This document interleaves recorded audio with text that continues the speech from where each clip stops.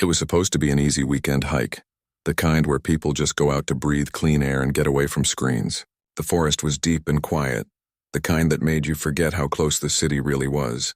A small group of friends walked along a narrow trail, their shoes crunching on dry leaves. They weren't looking for adventure. They just wanted peace. After a few hours, they left the main path following an old dirt road that didn't show up on their map. It seemed like no one had used it for years. The trees grew thicker there and the sunlight faded behind tall branches. The air was cooler, heavier somehow. One of them laughed and said it felt like the kind of place where people get lost and stories are born. They walked for almost half an hour until one of them stopped. Ahead of them, past a curtain of vines, stood something that didn't belong. At first they thought it was just a cliff face or maybe a wall from an old building covered in moss. But when they moved closer, they saw lines that were too straight and a surface that looked like metal. It was huge, towering above the trees, stretching farther than their eyes could see. They walked around it, trying to understand what they were looking at. The structure was rusted, streaked with green moss and dotted with small holes where the forest had started to eat it away. One of them placed a hand against the cold metal and said it felt like a ship. Everyone laughed because how could a ship be here miles from the ocean? Still, the shape of the hull, the curve, the faded paint, it all looked real. They started walking along the side of the structure, brushing away vines and dirt. Then they saw something faint, letters scratched and half hidden under the grime. When they wiped it clean with their sleeves, they froze. It was a name. The name of a cruise liner that had been all over the news decades ago, one that vanished at sea without a trace. At first, no one said anything. The only sound was the wind brushing through the trees. Then one of them whispered that it must be impossible. Maybe it was an old movie set, or maybe the wreck had been transported here somehow. The explanations didn't make sense, but they were trying to find one anyway. The thought that it might actually be that ship was too strange to believe. They pulled out their phones to take pictures. The screens flickered in the weak light, capturing the metal surface and the green jungle around it. A few joked about how viral this could go online. Others felt uneasy, as if they were standing on something that shouldn't be found. One of them mentioned that the ship was rumored to have disappeared in the middle of the Atlantic, and there was no way it could end up deep inside a forest thousands of miles away. They kept exploring, their curiosity stronger than their fear. As they circled the structure, they noticed that trees had grown up right next to it, their roots wrapping around pieces of metal. The forest had claimed it long ago. Birds nested in broken vents and small plants grew inside open cracks. Nature had swallowed it whole, yet the ship still stood strong, refusing to disappear completely. Then someone called the others over. Near the back, hidden behind a thick layer of ferns, there was a small metal door. It looked like an entrance hatch. The hinges were rusted and the edges were covered in vines. The door was slightly open, just enough to reveal a dark space behind it. The group stood silently, staring at it. One of them said they should go inside. Another immediately said no. It didn't feel right. The air coming from the doorway was cold and smelled of metal and old water. It felt like the ship was breathing. Still, curiosity won. They pushed the door open a little wider, and the sound of scraping metal echoed through the trees. The noise was so loud that a flock of birds flew out from the canopy. They shone their flashlights inside. The beam of light revealed a narrow hallway with walls lined in peeling paint and broken pipes. Water dripped from somewhere above, echoing softly. Dust hung in the air like fog. It looked untouched, frozen in time. One of them stepped forward, but the wooden floor creaked under his foot and he pulled back quickly. The group laughed nervously. They didn't go in yet. Instead, they decided to walk around more, trying to understand how big the thing really was. The more they walked, the more unreal it seemed. There were balconies, railings, and even the outlines of windows. Everything a cruise ship would have. Yet there were no roads nearby, no signs of trucks or cranes. No reason for something like this to exist here. It looked like the earth itself had swallowed it up and forgotten about it. The sun started to dip, and golden light filtered through the trees. They knew they should head back before it got dark, but one of them wanted to see the top deck. They searched for a way up and found a half-broken ladder attached to the side. The metal groaned as they climbed. From the top, the view was even stranger. The forest stretched endlessly in every direction, waves of green under the sunset. The ship's deck was wide and cracked. covered in patches of moss and fallen leaves. Birds flew across it like it was part of the landscape now. There were no signs of human life, no footprints, no trash, nothing. It felt like a secret that the world had forgotten. They stood there quietly, trying to make sense of it. How could something this massive go unnoticed for so long? One of them mentioned that maybe it wasn't always here, that maybe it appeared recently. The others laughed it off, but no one could explain where it came from. They started to notice more strange details. The metal didn't just look old.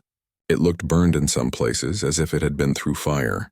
There were deep scratches along the side, almost like claw marks, but too large for any animal they knew.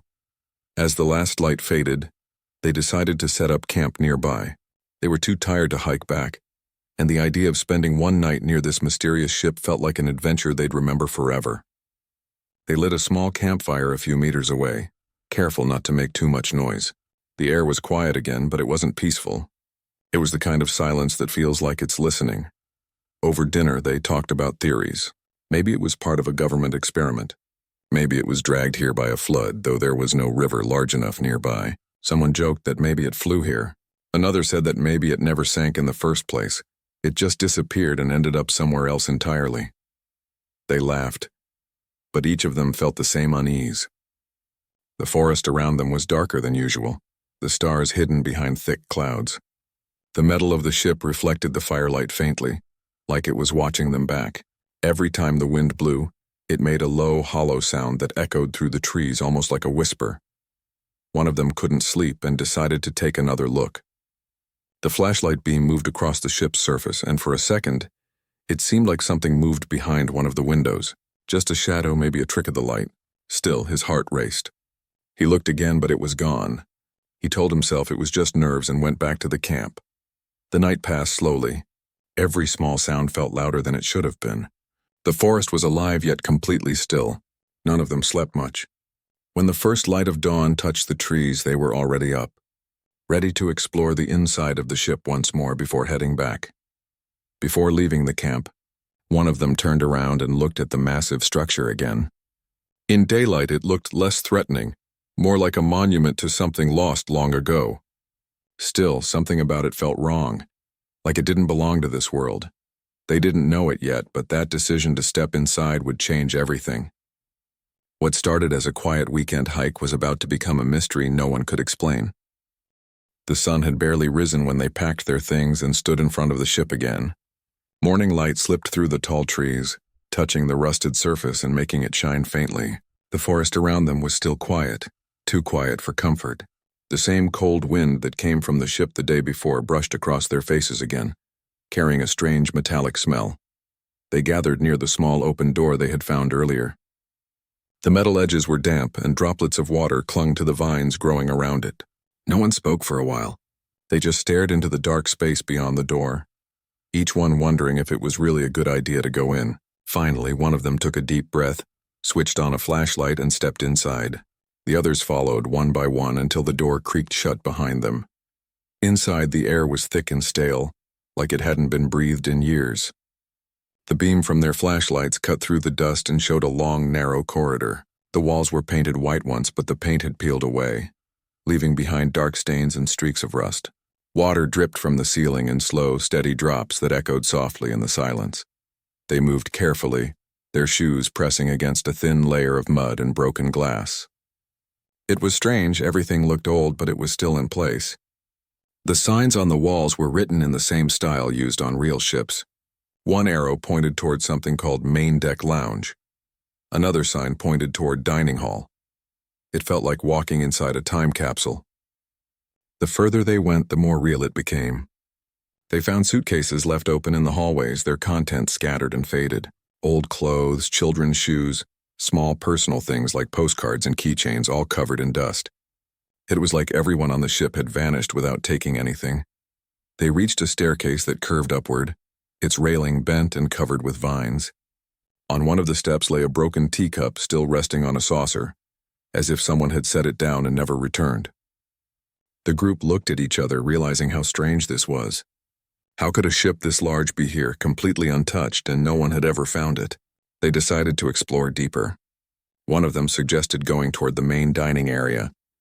The signs led them through another narrow passage, where the walls were darker and the air colder. They pushed open a heavy door and their light spilled into a wide hall that left them speechless. It was enormous, a grand room filled with long tables, chairs, and chandeliers that hung crookedly from the ceiling. The windows along the walls were shattered, letting small streams of sunlight fall across the floor. Vines had crawled through the openings, wrapping themselves around the furniture. Plates and cups still sat on the tables, and some even had utensils beside them. It looked like the passengers had been in the middle of dinner when time stopped. One of them walked up to a table and wiped the dust from a glass. The reflection in it was strange. It looked normal at first, but when he turned the glass, he thought he saw movement behind him. When he spun around, there was nothing there.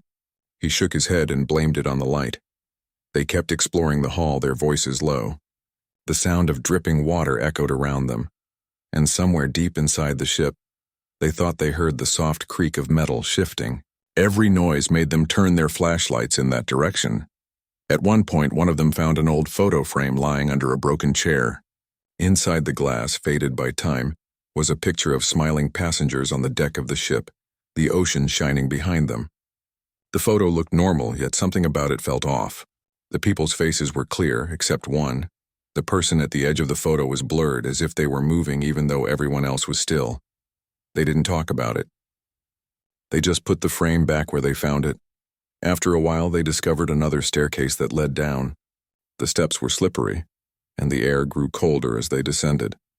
They reached what looked like crew quarters. The rooms were small and identical, each one filled with bunk beds and metal lockers. Most of the lockers were open, their doors swinging slightly as the air moved.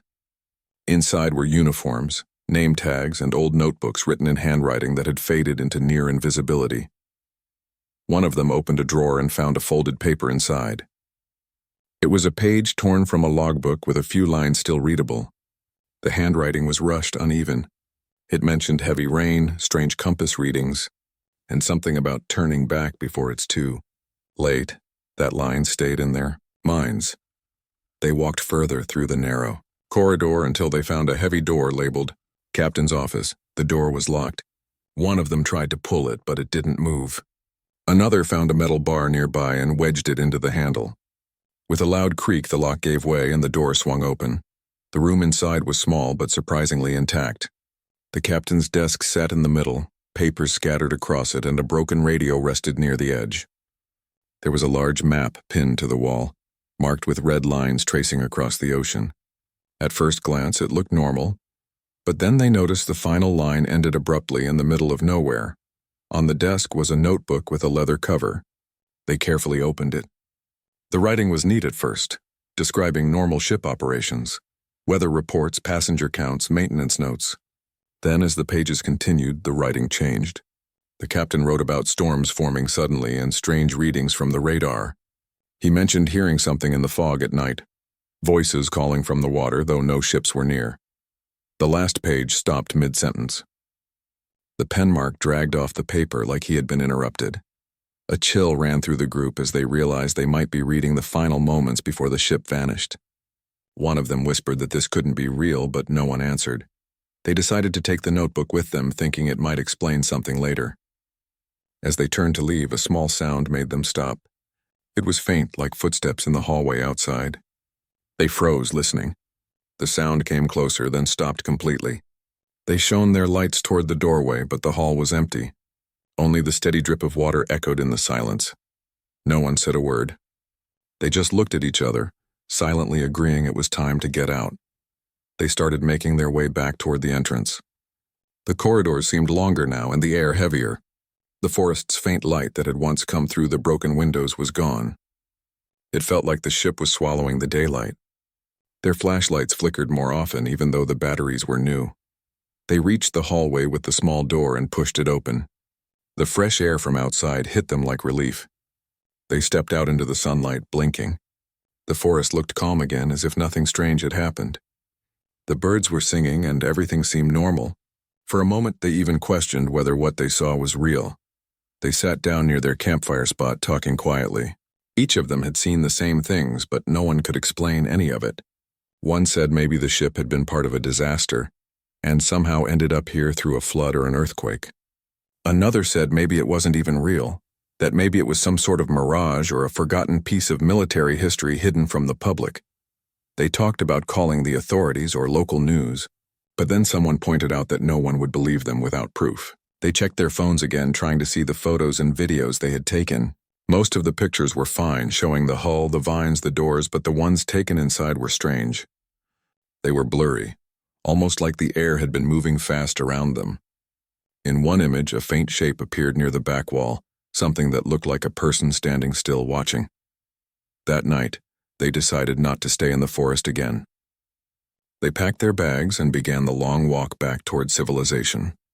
Every few minutes, one of them would turn around and look through the trees, half expecting to see the rusted metal walls following them. When they finally reached the road where they had left their car, they felt both relieved and confused. None of it made sense.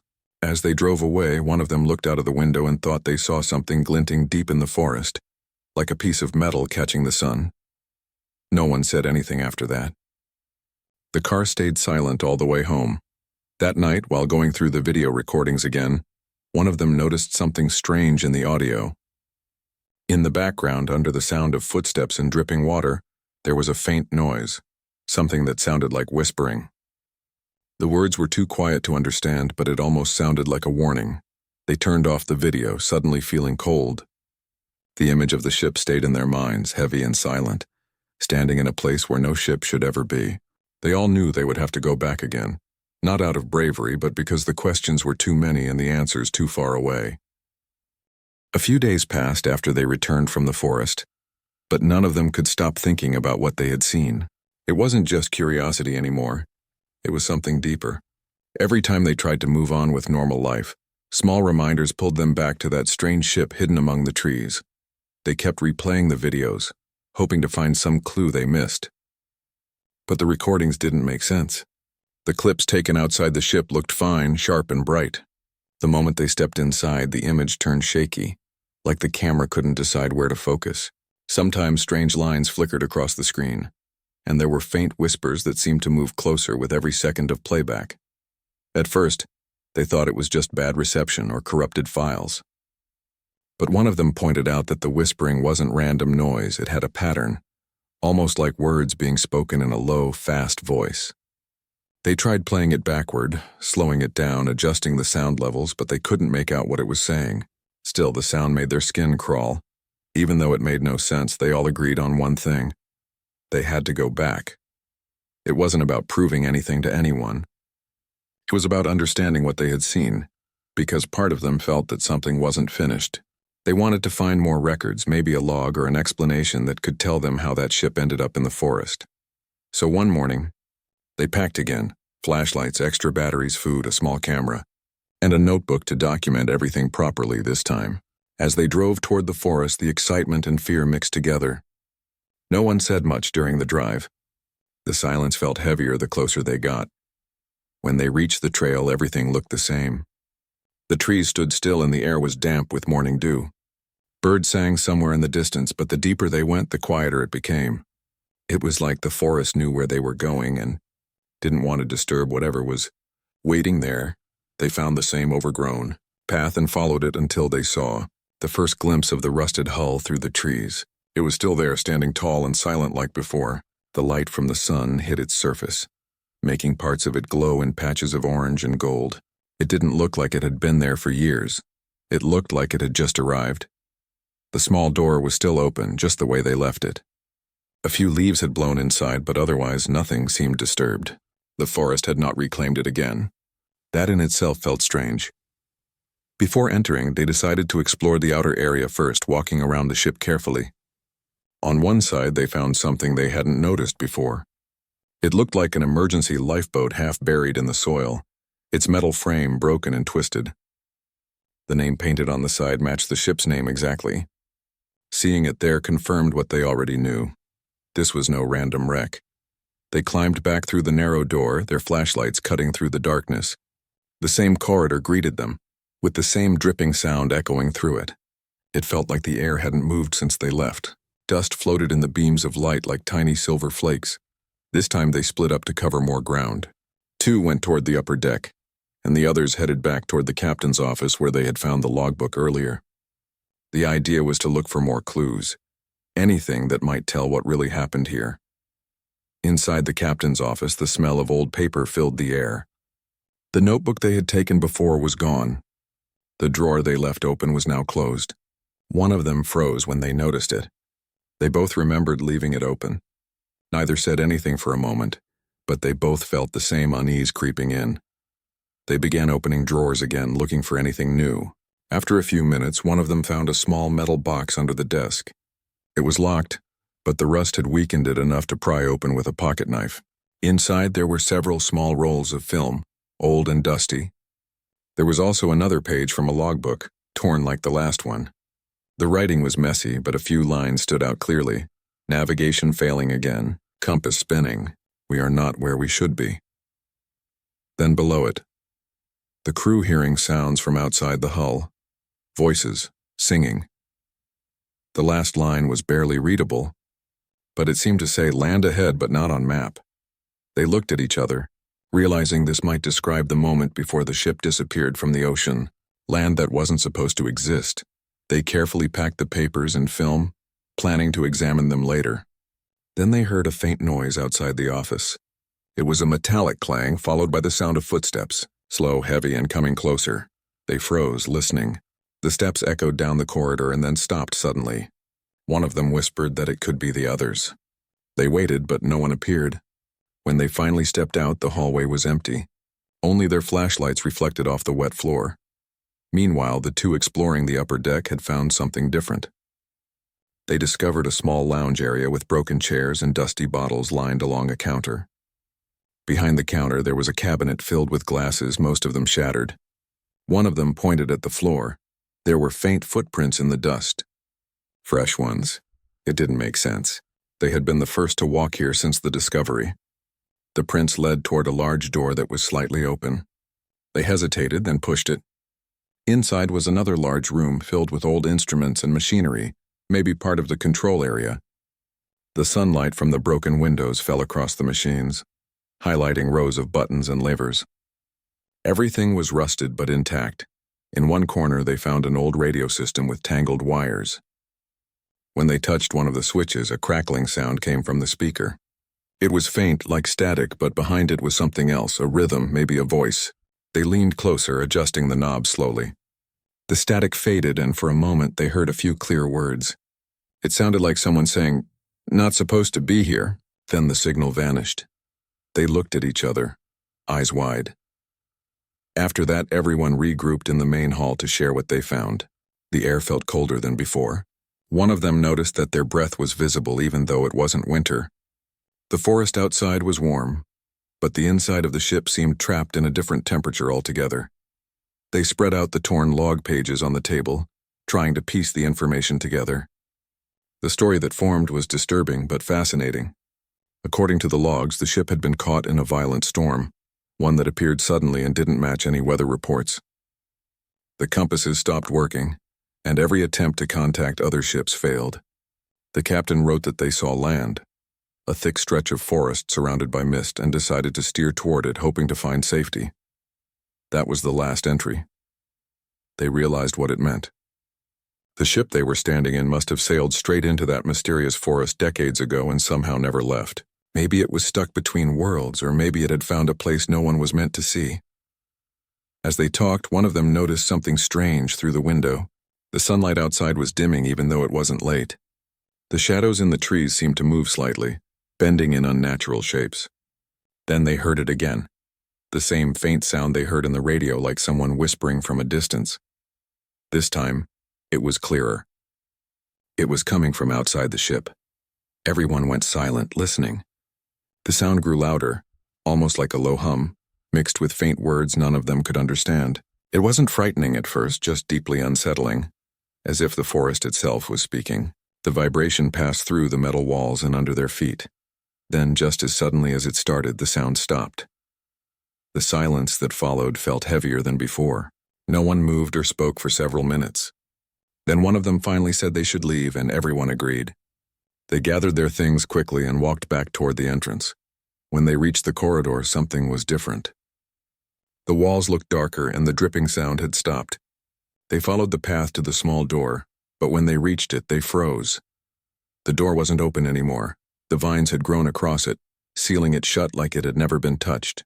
One of them rushed forward, trying to pull the vines away. But they were thick and strong, almost like they had been growing there for years. They started looking for another way out, moving quickly through the halls. Every path seemed to twist into new directions they didn't remember from before. Rooms appeared where there weren't any earlier. It was like the ship had changed while they were inside. Their flashlights flickered again, and for a second all the lights went out. In that brief moment of darkness, one of them thought they saw something move near the end of the hallway. A faint shape, like a person standing still, watching them. Then the light came back, and the hallway was empty. They didn't stop to check. They just kept walking until they finally found a broken window big enough to climb through. One by one, they pushed out into the forest. The sunlight hit their faces, warm and real, and they all took deep breaths like people waking up from a nightmare. When they turned back, the ship stood silently among the trees. Nothing moved, nothing made a sound. It was as if it had been waiting for them all along. The group stood quietly in the captain's office for a while, staring at the open logbook on the table. The air around them felt thick, like it was holding a story they weren't supposed to know. The flashlight beams bounced off the dust in the air, making everything look like it was floating underwater. No one said a word. The last thing they had read was still echoing in their heads. "We are surrounded by voices. The fog has no end." One of them whispered that they should leave, but no one moved. Curiosity had turned into something heavier now. Every sound seemed sharper, every breath louder. They slowly stepped out of the captain's office and back into the long hallway. The wooden floor groaned beneath their feet. They followed the corridor toward the grand staircase again, hoping to find another way out. When they reached the main hall, everything looked different. The air had grown colder and a thin mist had formed along the floor. The walls seemed darker, almost wet. Someone mentioned that the air smelled like salt water again, even though they were miles from the ocean. The group decided to split into pairs to look for an exit. One pair went toward the engine room while the other moved toward the back deck. They promised to stay within shouting distance. For a while, they called out to each other, testing the echo, but soon the voices began to fade until only silence remained.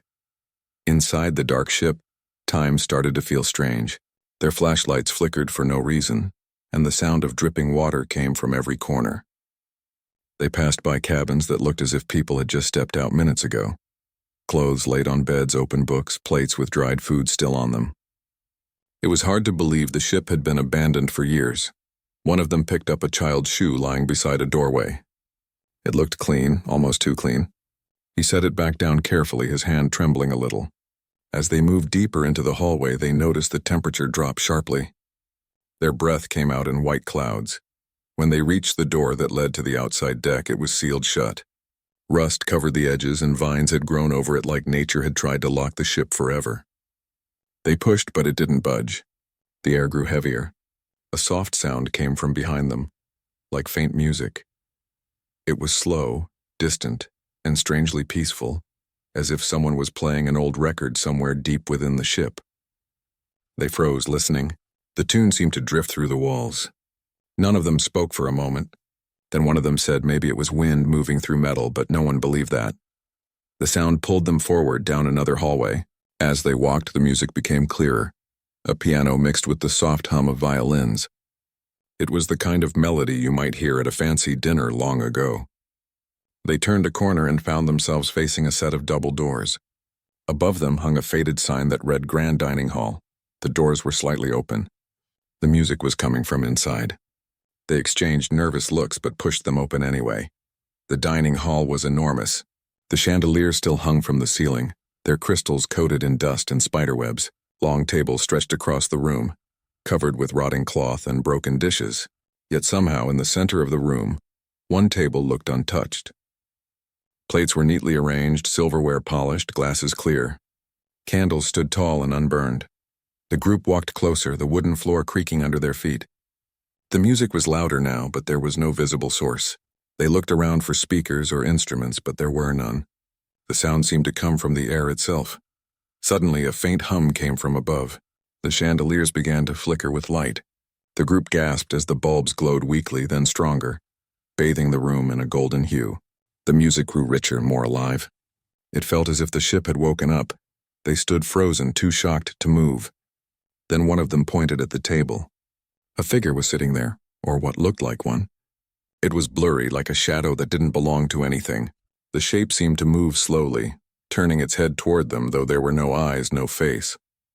The lights flickered again, and in that split second, the figure was gone. The music stopped. Silence fell so fast it felt like a vacuum. No one spoke. The only sound was their breathing and the faint creak of the ship. One of them whispered that they had to leave right now. They turned back toward the doors, but the hallway outside looked darker than before. The mist had thickened, covering the floor like a slow-moving fog. As they stepped out, one of them swore he heard footsteps behind them, echoing softly, matching their pace. When they stopped, the footsteps stopped too. They turned around together, shining flashlights into the dark, but there was nothing there. They walked faster. Their boots clanged on the metal floor, and every sound seemed too loud. The air carried a low hum, like electricity buzzing through invisible wires. One of them suddenly felt a chill run down his spine.